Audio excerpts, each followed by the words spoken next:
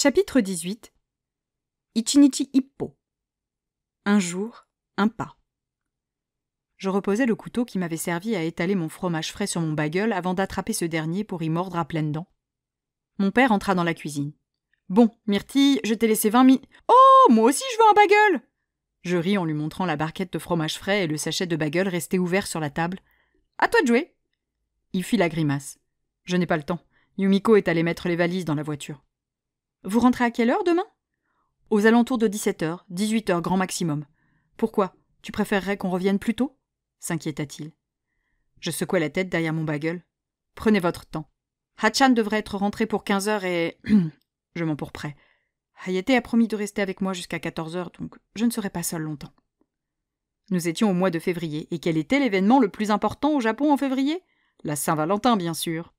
Mon papa et Yumiko s'offraient un week-end en amoureux dans une station thermale située dans la montagne, tandis que Hachan partait avec Akito, la sœur de ce dernier et son petit copain, pour une escapade à 4 à Wakayama. Je restais donc à la maison pour garder Moka, et mon père m'avait suggéré d'inviter Hayate afin que je ne sois pas toute seule. Mon petit ami avait tout de suite accepté l'invitation. « Bon, tant mieux, » se réjouit mon père. « Tu as besoin de quoi que ce soit ?» Je ne quittais pas des yeux mon bagel blond surmonté d'oignons légèrement caramélisés. « Non, avec les courses qu'on a faites ce matin, j'ai tout ce qu'il me faut. Tu pourrais même m'abandonner 15 jours que je ne mourrais pas de faim. » plaisantai-je. Nous avions été faire notre petit tour mensuel à l'entrepôt américain auquel nous étions abonnés et où nous trouvions quelques produits d'importation familiers. Comme à chaque fois que nous revenions de ce supermarché, le frigo débordait. « Non, Myrtille, » reprit mon père sur un ton étonnamment grave. « Tu as tout ce qu'il te faut ?» Je levai le nez vers lui pour comprendre et tombai sur son regard brun, mélange d'inquiétude et de bienveillance. Je rougis en réalisant où voulait vraiment en venir mon papa. Il me demandait si j'avais ce qu'il fallait pour nous protéger. « Oui, j'ai tout ce qu'il nous faut. » Mon père hocha la tête. « Parfait. » Nous échangeâmes un sourire gêné. « Bon, je vais y aller, » m'annonça-t-il. « Yumiko va finir par s'impatienter. Si tu as le moindre problème, appelle, ok ? Tout ira bien, ne t'en fais pas. Profitez bien de votre week-end. » Merci, toi aussi, passe un bon moment avec Hayate. J'ai descendu les 2 futons et les couettes que j'ai laissés sur les tatamis. Je me suis dit que vous seriez mieux installés là pour dormir à 2. Oh, c'est... Je baissai le nez, ne sachant pas trop comment réagir. Mon papa était adorable avec Hayate. Il n'hésitait jamais à l'inviter à manger ou à échanger quelques mots lorsqu'ils se croisaient. Mon pauvre petit ami était toujours si stressé dans ces moments-là. Ni désintéressé, ni obscène, il tenait exactement la bonne distance. C'était comme s'il se mettait à notre place, comme s'il n'avait rien oublié de sa jeunesse et de ce qu'était être amoureux quand on a 18-19 ans. Pour lui, il était normal que j'aie une vie sentimentale et sexuelle. Il l'acceptait, la respectait, et en parlait avec tout le tact dont j'avais besoin. Il était parfait.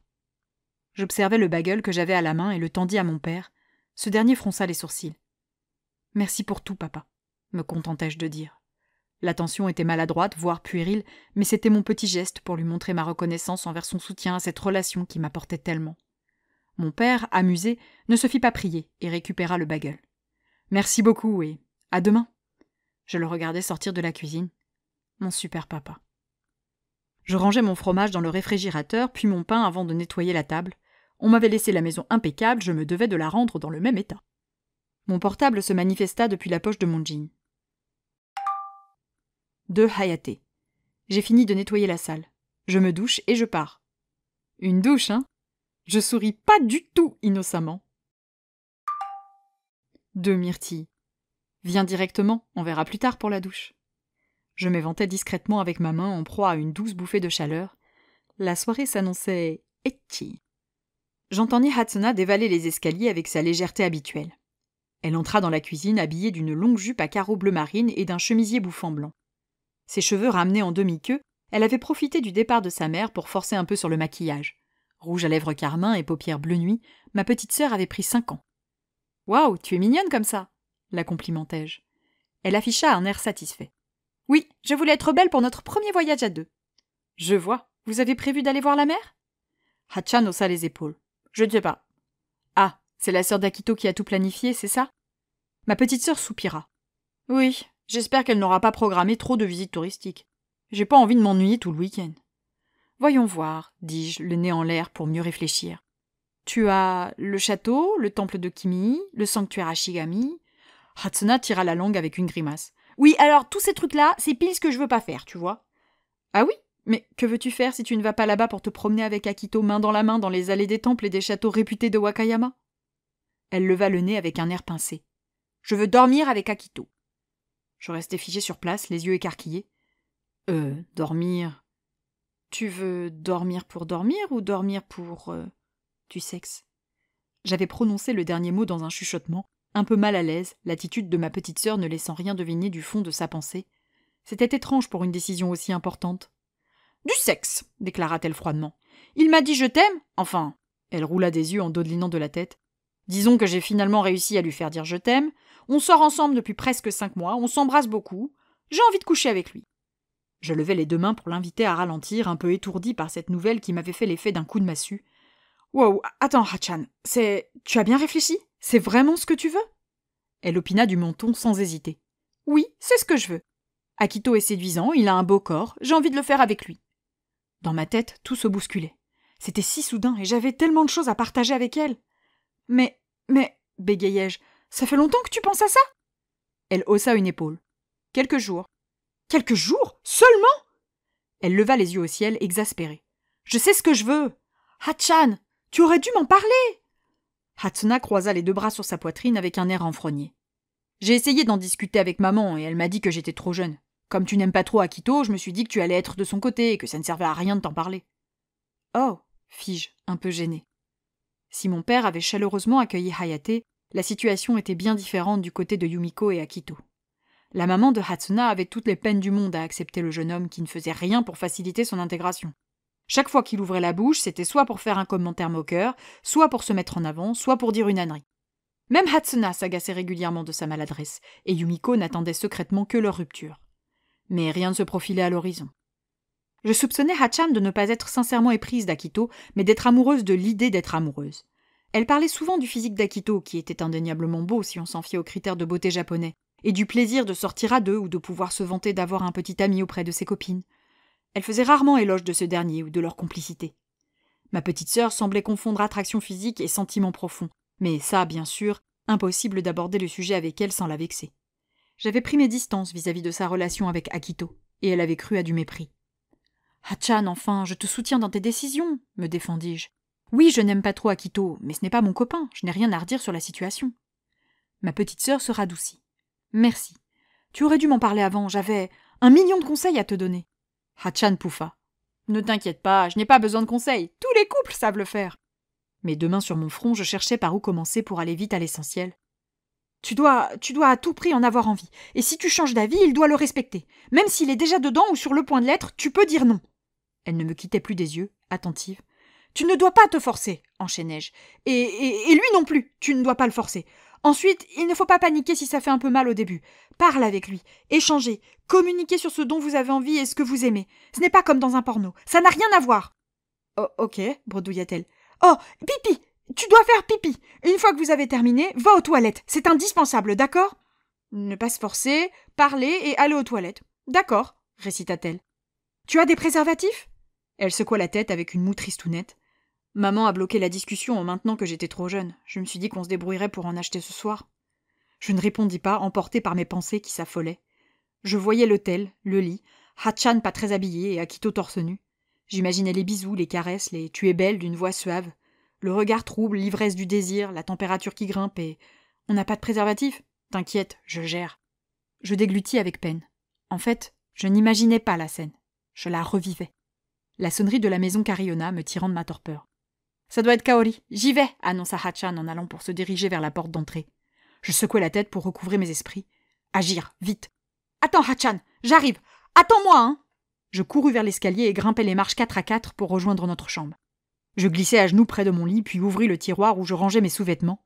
Je soulevai un tas de culottes pour récupérer la boîte de préservatifs que j'avais achetée en prévision de ce soir. Sans réfléchir une seconde, je dévalai les escaliers pour regagner le rez-de-chaussée. Hatsuna m'attendait dans l'entrée, inquiète. « Tiens !» dis-je en lui jetant la boîte entre les mains. Hachan écarquilla les yeux. « C'est super facile à mettre !» enchaînai-je, essoufflé par ma folle course. « Tu suis les instructions, tu pinces le bout, tu le déroules bien, et ça par contre c'est obligatoire, Hachan. Obligatoire !» insistai-je en plongeant un regard désespéré dans le sien. Je voulais qu'elle comprenne à quel point ce petit truc était important, à quel point le risque était sérieux.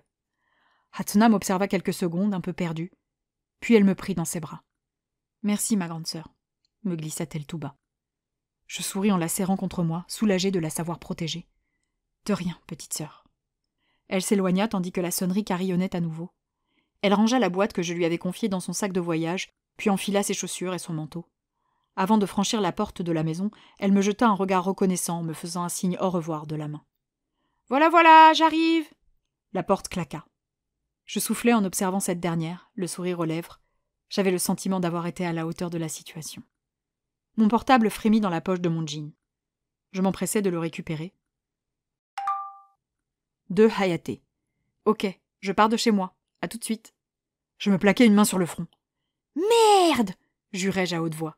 Dans la précipitation, je n'avais pas réfléchi, et au lieu de fournir à Hachan quelques préservatifs qui lui auraient largement suffi pour une première nuit, je lui avais donné toute la boîte, nous privant du même coup Hayaté et moi de notre Sekushi Naito. Je baissai la tête et les épaules, dépité. Il ne nous restait plus qu'à aller en racheter. Mais quel abruti! Je remontai dans ma chambre, en prenant mon temps cette fois, et réagençai mon tiroir mis sans dessus-dessous dans l'urgence. Je récupérai ensuite mon oreiller pour retourner au rez-de-chaussée, préparer la pièce en tatami qui serait notre chambre pour ce soir. Comme convenu, mon papa avait sorti 2 épais futons gris et 2 couettes blanches à petites fleurs. Je retirai la table que je rangeais dans un des placards et étalai les 2 matelas. Un peu tôt pour organiser le coucher ? Oui, bien sûr, mais je ne me leurrai pas. Hayaté et moi avions envie de nous retrouver depuis très longtemps, et je ne souhaitais pas stopper un bel élan amoureux avec un « Attends, faut déplier les futons !» Une fois la pièce agencée, je refermai les portes coulissantes. Pas la peine de laisser ça ouvert, il allait croire que je n'en avais qu'après son entrejambe. Je montai ensuite à l'étage pour terminer mes préparatifs. Je décidai de rester en pull noir près du corps et jean, convaincu que je passerais la majeure partie de la soirée en tenue d'Ève. J'étais en train de rafistoler mon mascara quand la sonnette retentit. Je dévalai l'escalier pour me jeter sur la porte d'entrée. C'était la fin de l'année scolaire pour lui, et même s'il n'avait pas passé les examens d'entrée à l'université tant redoutés par les lycéens japonais, il était très occupé par la préparation de son diplôme et la cérémonie de fin d'études qui se déroulerait fin mars. J'ouvris la porte de la maison. « Moka, attends !» dis-je pour mon chien qui avait collé son petit nez dans l'entrebâillement de la porte, impatient de retrouver Hayaté qu'il adorait. Ce dernier avait franchi le portail qui n'était jamais fermé et avançait sur la minuscule allée menant à la maison, un sac sur l'épaule et un sachet en papier bleu ciel à la main. « Bonjour !» saluai-je avec un sourire radieux. Mon sourire Hayaté, comme l'appelait mon papa. Hayaté y répondit timidement. « Bonjour, tu vas bien ?» Moka se jeta dans ses jambes pour l'accueillir. Il sautillait partout, les oreilles en arrière et les pattes en avant. « Eh, salut, big boy !» Hayaté s'agenouilla pour le caresser. Je l'observais, gentil et attentionné avec le tout petit Moka. Hayaté, 80 kilos de douceur et d'amour brut. Il releva le nez vers moi et sembla un peu gêné par le regard avec lequel je le couvais. « Désolé, j'ai mis un peu de temps, il y avait du monde au restaurant ce matin. »« Oh, ne t'en fais pas, Hachan est parti il y a tout juste une demi-heure. »« Qu'est-ce que c'est ?» demandai-je en désignant le petit sac bleu ciel. Il me le tendit, le sourire aux lèvres. « C'est pour la Saint-Valentin. » Je fronçai les sourcils. « Aujourd'hui, c'est moi qui t'offre un cadeau. Tu es censé me donner le mien le 14 mars ?» Oui, une des spécificités de la Saint-Valentin japonaise était qu'elle se déroulait en 2 temps. Les garçons avaient le droit à leur cadeau le 14 février et les filles le 14 mars. 2 fêtes pour 2 fois plus de ventes. Bienvenue dans le Japon ultra-capitaliste.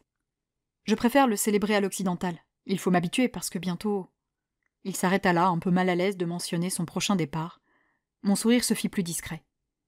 Hayaté avait été, sans surprise, admis dans le lycée privé américain qu'il convoitait.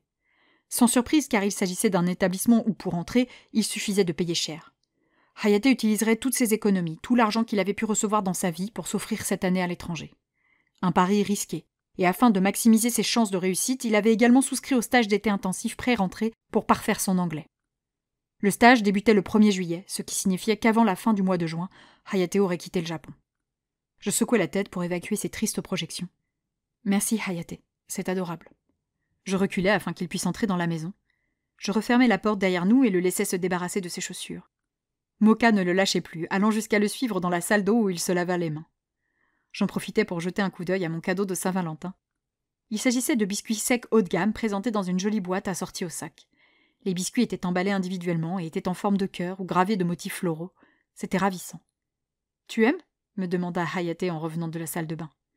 Je hochai la tête. « Ils ont l'air délicieux. Merci. » Je l'attrapai par l'épaule et l'invitai à venir m'embrasser. Sans surprise, le baiser de remerciement dura longtemps. Très longtemps.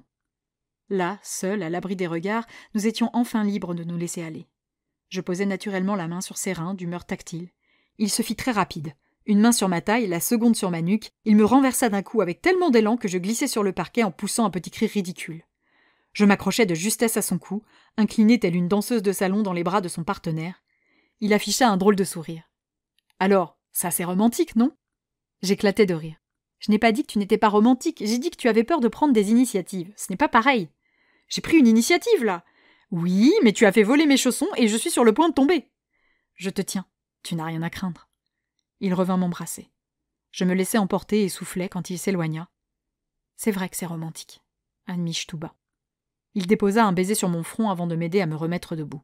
« Alors, mon cadeau ?» demanda-t-il. Je secouai la tête en allant récupérer mes chaussons à 2 mètres de nous. « Petit impatient. »« Viens, » dis-je en sautillant vers la cuisine. Il me suivit. J'abandonnai mes biscuits sur la table en passant et attrapai le sachet de chocolat que j'avais confectionné en compagnie de Hachan. « Je les ai faits moi-même, alors je ne pense pas qu'ils seront très bons. »« Oh, tu les as faits toi-même » se ravit-il en s'emparant du petit sachet transparent où se trouvaient mes chocolats. L'idée semblait beaucoup lui plaire. « Oui, du coup, ils sont un peu moches. » Il me jeta un regard sévère pour me faire comprendre qu'il n'était pas content de m'entendre dévaluer ainsi mon travail. « Tu peux les goûter, vas-y » exhortai-je pour passer à autre chose. Il ouvrit le sachet et se saisit d'un petit cœur en chocolat blanc. Il le croqua, prenant le temps de le savourer. « C'est délicieux » me félicita-t-il. « Et tu as vu, ils sont en forme de cœur » lui fis-je fièrement remarquer. « Je vois ça. Comment on dit déjà ?»« Merci beaucoup. » J'éclatais de rire en l'entendant s'exprimer dans ma langue maternelle. « Mais oui, bravo ! Tu t'es mis au français ?» Il hocha la tête. « Je m'appelle Hayaté et j'ai 18 ans. »« C'est bon ?» Je perdis mon sourire en réalisant. « Attends, tu t'es vraiment mis au français ?» Il approuva d'un nouveau mouvement de tête, ne comprenant pas trop ma réaction. « Je m'entraîne tous les jours depuis Noël. Je voulais te faire la surprise quand tu es revenu au Japon, mais c'était bien plus difficile que ce que j'avais imaginé. Je suis japonais et... » Il se gratta le front. « Attends, c'est... Je suis lycée ?» Je me plaquai les 2 mains sur les lèvres, les larmes aux yeux. Il n'avait jamais eu le moindre intérêt pour la France ou sa langue, alors le voir faire des efforts pour moi, cette personne qu'il s'apprêtait à laisser derrière lui longtemps, me touchait terriblement. « J'aime le basketball et Miruti... » Il plissa les yeux. « Désolé, je crois que je n'arriverai jamais à prononcer ton prénom correctement, » dit-il avec un petit air dépité qui me fendit le cœur. J'avançai jusqu'à lui pour le serrer dans mes bras, ma tête sur son épaule. Il me laissa faire, décontenancé par ma réaction. « Je t'apprendrai, » murmurai-je un peu trop sérieusement. C'était une promesse pour un avenir désormais incertain. Il soupira en me ramenant plus près de lui. « Merci, Blue », se contenta-t-il de répondre sur le même ton. Nous restâmes un instant dans les bras l'un de l'autre à faire le plein de ces câlins auxquels nous n'avions que trop rarement le droit. Puis il m'embrassa dans le cou. Je fermai les yeux, une main sur sa nuque, prise d'un grand et beau frisson. Il remonta doucement près de mon oreille. « Tes parents sont déjà partis ?» La question n'avait rien d'innocent. « Oui », soufflai-je, un peu troublé par notre proximité. Ses mains glissèrent dans mon dos, jusqu'à la naissance de mes fesses, une caresse timide, mais électrisante. Du coup, tous les deux, on peut... J'allais pour lui répondre un bon et franc « Oh oui !» mais plisser les yeux au souvenir de l'épisode Hachan. Non. Je sentis tout son corps se tendre dans mes bras. « Oh, pardon, je... » Il alla pour retirer ses mains de mes fesses. Je l'empêchai de faire. « Non, ce n'est pas... Enfin, j'ai... » Je soufflais. J'ai donné la boîte de préservatifs que j'avais achetée à Hachan. « Ah, donc on n'a pas de... Il faut qu'on aille en chercher, oui. » Il s'éloigna de 2 pas pour retrouver une distance raisonnable. « Ok, pas de souci, on peut attendre. » Je me mordis la lèvre en l'observant, là, debout près de moi, dans son grand t-shirt noir que j'avais envie de lui arracher. Sa façon de me regarder ou de me toucher, son petit accent sur « Je m'appelle Hayaté », le risque de faire une bêtise était immense. « Et si on allait les acheter maintenant, hein ?» suggérai-je. « Oui, parfait !» répondit-il avec un peu trop d'enthousiasme. « Emmenons Moka, ça lui fera une balade. »« Super idée, viens !» dis-je en l'attrapant par la main pour revenir vers l'entrée de la maison. Après avoir enfilé nos chaussures et nos manteaux, puis mis sa laisse à Moka, ravis de partir en promenade, nous sortîmes tous les 3 pour nous diriger vers le drugstore situé à 20 bonnes minutes de marche. Nous ne vîmes pas le temps passer, Hayaté étant bien trop occupé à me demander des précisions sur le français. Je répondais avec joie à ces questions techniques qui me montraient à quel point il avait travaillé, à quel point la langue l'intéressait sincèrement. Le drugstore était à portée de vue. « Je ne comprends pas bien, il y a des noms femmes et des noms hommes, c'est ça ?» interrogea-t-il perplexe. « Tout à fait, on dit féminin et masculin. Mais comment vous faites pour savoir si c'est homme ou femme ? » « Eh bien, on le sait. » Il fronça les sourcils. « Il n'y a pas une règle, ce qui vient de la nature est masculin, ce qui est transformé est féminin ?» J'éclatai de rire. « Non, c'est quelque chose qu'il faut connaître par cœur. » Wow, c'est super difficile, non? Il n'y a pas un truc pour retenir? Ce qui est grand et fort et masculin et ce qui est petit et faible et féminin? Je me renfrognai en lui jetant un regard mauvais. Hayate. Il pinça les lèvres pour ne pas trop sourire en réalisant que ce qu'il venait de dire était abominablement misogyne. Désolé. Je laissai filer un râle d'agacement. Tu sais que je n'aime pas quand tu dis des trucs comme ça. Ce n'est pas ma faute, c'est celle du français, se défendit-il en riant. Je soupirai en apercevant l'enseigne colorée du Matsumoto Kiyoshi, célèbre chaîne de drugstore japonaise dont la petite chansonnette entêtante restait gravée en tête à cause du matraquage publicitaire télévisuel. Bon, qui se dévoue pour aller les acheter? Demandai-je. Évidemment, ni l'un ni l'autre n'avait envie de subir les regards moqueurs des vendeurs. Hayate souffla. Pierre, papier, ciseaux, le perdant y va. Ça marche. Prêt? Prêt. 3, 2, 1. Je tendis ma main à plat, mimant le papier, tandis que Hayate présentait son index et son majeur en ciseaux. Et merde. Hayate récupéra la laisse de Moka. Je t'attends ici. Ouais, tu veux autre chose? Non, juste. Il sortit son portefeuille pour me tendre un billet de 5000 yens. Je souris discrètement en pensant à l'importance que devait avoir cet argent pour lui désormais. Son programme d'été et son lycée américain allaient lui coûter une fortune, les économies de toute une vie. Je ne pouvais pas lui prendre le moindre yen. C'est bon, ça ira, le rassurai-je. Je ne lui laissai pas le temps de protester et entrai dans l'établissement. Je traversai les allées pour atteindre le rayon des produits honteux situé tout au fond du magasin. Je parcourus les étagères des yeux et arrêtai mon choix sur une célèbre marque de préservatifs commercialisée en Europe. 1500 yens la boîte, mais au moins j'étais sûr de la qualité. Mon regard dérapa alors sur l'étagère adjacente où se trouvaient les tests de grossesse.